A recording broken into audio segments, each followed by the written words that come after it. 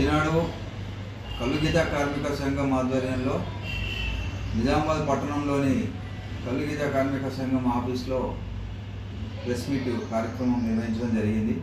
ఈ press meet కార్యక్రమంలో కల్లుగీత కార్మిక సంఘం జిల్లా గౌరవ అధ్యక్షులు పెద్ద వెంకటరాములు గారు, అలాగే ప్రధాన కార్యదర్శి సురుగు శేఖర్ గారు, మిగతా మిత్రులు హాజరై ఉన్నారు.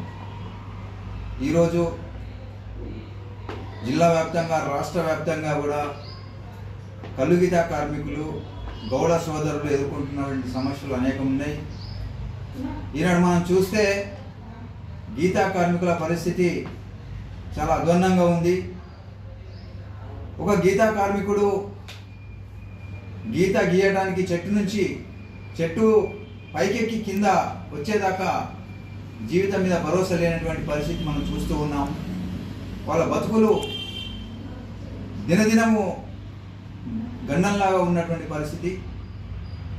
ఇప్పుడే అందినటువంటి వార్త, ముత్తకొండ గ్రామంలో స్వామిగౌడ్ అన్నటువంటి గీతా కార్మికుడు చెట్టు నుంచి కింద పడి చనిపోవడం అనేది జరిగింది. వారికి ఈ సందర్భంగా మేము జోహర్లు అర్పిస్తూ ఉన్నాము. ఈ సందర్భంగా కూడా ఈనాడు ప్రభుత్వం ఉన్నటువంటి కాంగ్రెస్ ప్రభుత్వాన్ని డిమాండ్ చేస్తూ ఉన్నాం. ఇలాంటి గీతా కార్మికులు రోజు అనేకమైనటువంటి ప్రమాదాలకు లోనై చనిపోవడం అనేది జరుగుతూ ఉంది.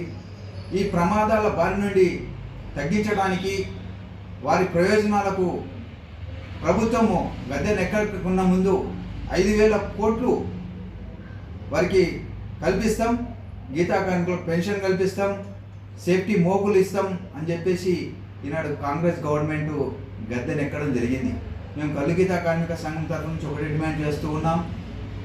వారి కుటుంబాలకు, గీతా కార్మికుల యొక్క ప్రయోజనాలకు, గౌడ సోదరులకు ప్రయోజనం ఉండే విధంగా ఇప్పుడు రాబోయే కాలంలో బడ్జెట్ సమావేశాలు ఉన్నాయి. మేము కల్లుగీత కార్మిక సంఘం నుంచి ఒకటే అడుగుతున్నాం, 5,000 కోట్లు ఈ గౌడ గీతా కార్మికులకు భరోసా